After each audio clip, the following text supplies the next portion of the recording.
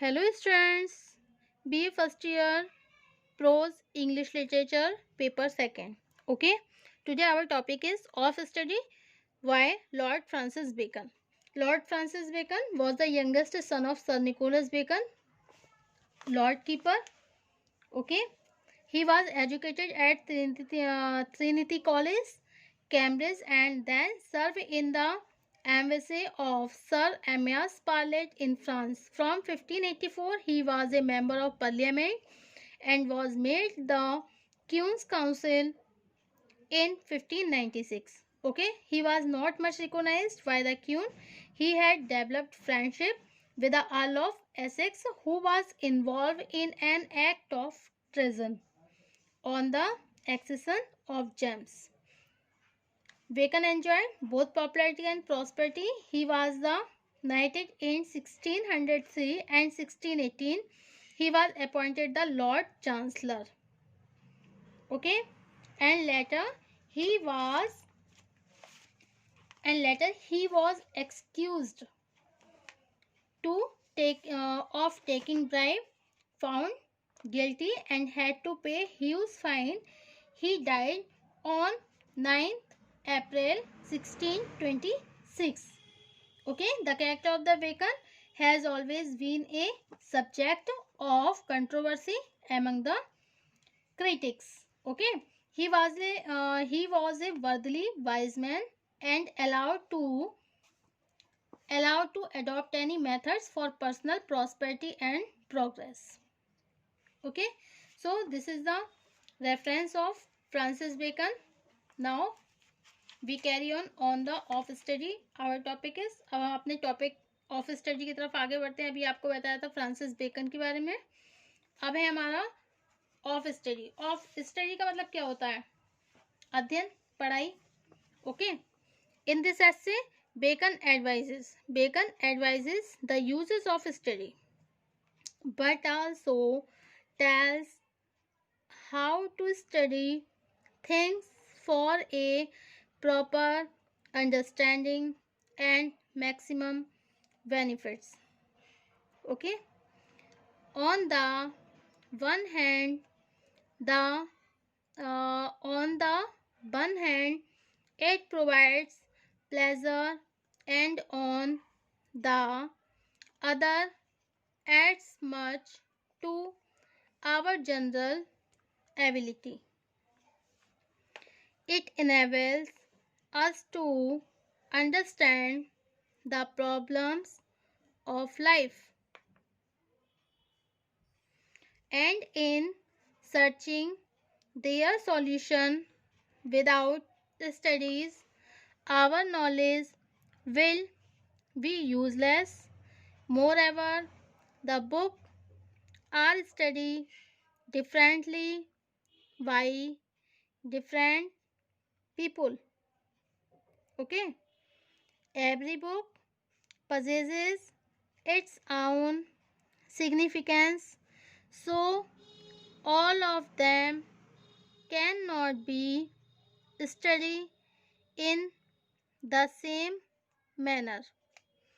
Different subjects are related to different faculties of mind, and we have to make a very careful selection for our studies. Okay, of study why Lord Francis Bacon. In this essay, इस essay में bacon advice करते हैं the uses of study, मतलब पढ़ाई के बारे में इसमें एडवाइस कर रहे हैं. ओके, सलाह दे रहे हैं. बट आल्सो टेल्स, लेकिन और क्या बता रहे हैं, हाउ टू स्टडी, हमें कैसे पढ़ना चाहिए. Things for a proper understanding, जिससे हमें प्रॉपर तरीके से समझ में आए. मैक्सिमम, ज़्यादा से ज़्यादा हमें बेनिफिट हो पढ़ाई के.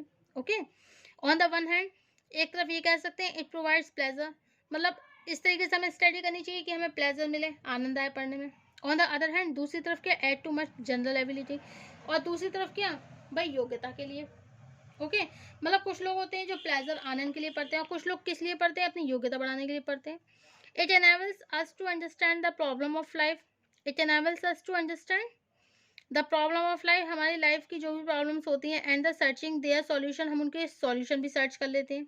ओके, विदाउट स्टडी, और बिना स्टडी के our knowledge will be useless. लेकिन बिना स्टडी के क्या होता है, हमारी नॉलेज कैसी हो जाती है, यूजलेस हो जाती है, बेकार हो जाती है। More ever the book are study, जो अधिकतर बुक होती हैं differently by the different people, मतलब बहुत तरह की बुक्स होती हैं भाई, डिफरेंट पीपल, विभिन्न विभिन्न तरह की किताबें होती हैं, विभिन्न लोगों के द्वारा लिखी गई होती हैं। Every book possesses it's own significance, लेकिन हर बुक का भाई अपना महत्व होता है। Okay, so all of them can not B study in the same manner.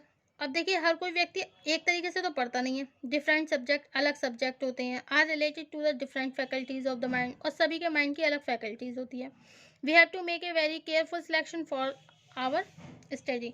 तो इसमें आवर स्टडी का जो हमारा टॉपिक है, इसमें क्या बताना है कि पढ़ाई से रिलेटेड जो उसमें शिक्षा, मतलब पढ़ाई का ही इम्पोर्टेंस बताते हैं। जैसे कि रेनेसा ने एलिजाबेथन काल के लोगों को इतना प्रभावित किया। ओके, रेनेसा ने एलिजाबेथन काल के लोगों को इतना प्रभावित किया कि अध्ययन करना उनके जीवन का आवश्यक अंग हो गया। ठीक है, अध्ययन करना मतलब स्टडी करना उनके जीवन का आवश्यक अंग हो गया। लोग असीमित ज्ञान प्राप्त करना चाहते थे। लोगों की थिंकिंग क्या बन गई कि भाई हम ज्ञान प्राप्त करें और ज्ञान भी हमारा कैसा हो, असीमित हो, मतलब बहुत ज्यादा हो। अतः लोगों ने मोटी मोटी पुस्तकें पढ़ने के स्थान पर छोटे छोटे उपाय अपनाने, मात्र टिप्पणियों अथवा प्रमुख अंशों का अध्ययन करके संतुष्ट होने की आदत बना ली। और लोगों ने क्या करा, जो मोटी मोटी किताबें थी, उन मोटी मोटी किताबें पढ़ने के स्थान पर जो कुछ छोटे उपाय होते हैं उन्हें अपनाया, मात्र जैसे टिप्पणियां, कमेंट्स होती हैं, अथवा प्रमुख अंशों का अध्ययन करके ही संतुष्ट होने की आदत बना ली। ओके, लेखक के अनुसार छोटे उपाय से अध्ययन केवल महत्वहीन पुस्तकों के लिए उचित है, लेकिन जो ऑथर है उसके अनुसार क्या है, अब छोटे उपाय से तुम पढ़ तो रहे हो, केवल महत्वहीन पुस्तकों के लिए उचित है ये, मतलब ऐसी किताबें जो कि दे हैव नो इम्पोर्टेंस, जो बिल्कुल भी इम्पोर्टेंट नहीं है, मतलब वो किताबें हैं जो बिल्कुल इम्पोर्टेंट नहीं है। तो ऐसी किताबों को अगर पढ़ रहे हो तुम छोटे उपाय से, तब तो सही है। अदरवाइज अगर और कोई किताबें, मतलब मोटी मोटी जो कि किताबें बहुत ज़्यादा इंपॉर्टेंट है, अगर ऐसी किताबों को पढ़ोगे तुम छोटे उपाय से, तो बेकार है भाई, महत्व ही नहीं है। बेकन इस विचार पर विश्वास नहीं करता है कि अध्ययन एकमात्र उद्देश्य केवल ज्ञानवर्धन है। बेकन इस विचार पर विश्वास नहीं करता है, वो इस बात पर विश्वास नहीं करता है कि भाई अध्ययन क्या है, एकमात्र उद्देश्य केवल ज्ञानवर्धन है। उसका विचार है अध्ययन देखो आनंद भी है, ठीक है, प्रभावशीलता भी है, एवं कार्य करने की क्षमता के विकास में सहायक होता है। वह अत्यधिक अध्ययन के विरुद्ध भी चेतावनी देते हैं। अब ये जो फ्रांसिस बेकन है, अत्यधिक अध्ययन के विरुद्ध भी चेतावनी दे रहे हैं, कह रहे हैं भैया पढ़ो, लेकिन अब बहुत ज़्यादा भी मत पढ़ो। ये नहीं है कि किताबी कीड़ा बन जाओ, 24 घंटे पढ़ते ही रहो और कुछ काम भी मत करो, पढ़ते ही रहो, तो इतना किताबी कीड़ा भी मत बनो। ठीक है, आगे बोल रहे हैं ये कि लेखक क्या कह रहे हैं, लेखक ने बोला है कि अध्ययन आनंद, प्रभावशीलता एवं कार्य करने की क्षमता के विकास में सहायक होता है। अत्यधिक अध्ययन के विरुद्ध चेतावनी देते हैं, मतलब बहुत ज्यादा नहीं पढ़ना चाहिए। वह स्वाभाविक क्षमताओं तथा व्यवहारिक अनुभव को ही महत्व देता है। ये जो है स्वाभाविक क्षमताएं और व्यवहारिक अनुभव को भी महत्व देते हैं। यह निबंध लेखक की त्वरित बुद्धि और विचारों की सघनता को उजागर करता है। यह निबंध क्या करता है, लेखक की जो त्वरित बुद्धि है, विचारों की सघनता है, उसको उजागर करता है। इस निबंध में वह अनेक उन विचारों को प्रस्तुत करते हैं जिनको उसने विस्तार पूर्वक अपने ग्रंथ द एडवांसमेंट ऑफ लर्निंग में प्रस्तुत किया। तो इसमें वो अनेक विचारों को प्रस्तुत करते हैं जिनको उसने विस्तार पूर्वक अपने ग्रंथ द एडवांसमेंट ऑफ लर्निंग में प्रस्तुत किया था।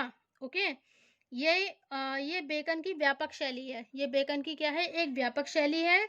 वह अध्ययन के उपचार संबंधी महत्व पर प्रकाश डालने के साथ अध्ययन की कमियों की भी चर्चा करते हैं। वो अध्ययन का जो उपचार संबंधी मतलब महत्व पर तो प्रकाश डालते ही हैं, साथ में जो अध्ययन की कमियां हैं उनकी चर्चा पर भी प्रकाश डालते हैं। ठीक है, ओके, तो ये अध्ययन का महत्व भी बता रहे हैं और अध्ययन की कमियां भी बता रहे हैं. Bacon claims that studies serve not only the single purpose of the increasing knowledge but also contribute to delight. मतलब हमें ऐसा पढ़ना चाहिए, सिंगल पर्पस केवल एक उद्देश्य नहीं होना चाहिए बस नॉलेज बढ़ाने के लिए, but also contribute to delight, बल्कि ये कंट्रीब्यूट होना चाहिए डिलाइट मतलब आनंद भी दे. ऐसी पढ़ाई करो जिसमें आपको आनंद भी मिले. टू इम्प्रूव एबिलिटी, जिसमें आपकी योग्यता भी निखरे. ठीक है. And make our expression impressive, और हमारा जो एक्सप्रेशन है, जो बोलने की अभिव्यक्ति है, जो हमारी अभिव्यक्ति है, वो भी इंप्रेसिव बने, मतलब अट्रैक्टिव बने. He wants against the excessive use of the study in practical life और the importance of the natural abilities and the practical experience can not be ignore. ये कहते हैं भैया बहुत ज़्यादा excessive use of the study, ज़्यादा पढ़ना भी नहीं चाहिए इन प्रैक्टिकल लाइफ और the importance of the natural ability. अब जैसे कुछ नेचुरल एबिलिटी होती हैं एंड प्रैक्टिकल एक्सपीरियंस होते हैं, उन्हें इग्नोर तो नहीं कर सकते. This essay bring the light Bacon good sense, ये जो ऐसे है वो बेकन के गुड सेंस पर प्रकाश डालता है. Wit and condensation of the thoughts, it consist those thought, ये कंसिस्ट, ये उन विचारों को जोड़ता है, आइडियाज को जोड़ता है जो कि Bacon has discussed in his great work. Bacon ने जो अपने एक महान कार्य में डिस्कस करे हैं उसका नाम क्या है? The advancement of learning and its Bacon comprehensive approach to subject that he point out the medical value as well as the disadvantage of the study. वो कह रहे हैं अध्ययन के उपचार संबंधी महत्व और प्रकाश डालने के साथ अध्ययन की कमियों की भी वो चर्चा करते हैं. Okay. So different subjects are related to different faculties of mind and we have to make a very careful selection for our language of the essay. The language of the essay, इस essay की जो language है quite बिल्कुल simple साधारण है. It possesses a wonderful worldly wisdom, ये एक बहुत ही बढ़िया worldly wisdom रखता है. Okay. Some of the sentence, कुछ ऐसे sentence भी have become proverbial, कुछ sentence इसमें proverbial भी है. But as the common with a Bacon a few Latin phrases have been use, लेकिन इसमें कुछ कम लैटिन फ्रेजेस, कुछ लैटिन के शब्द भी यूज किए गए हैं. ओके. Thank you.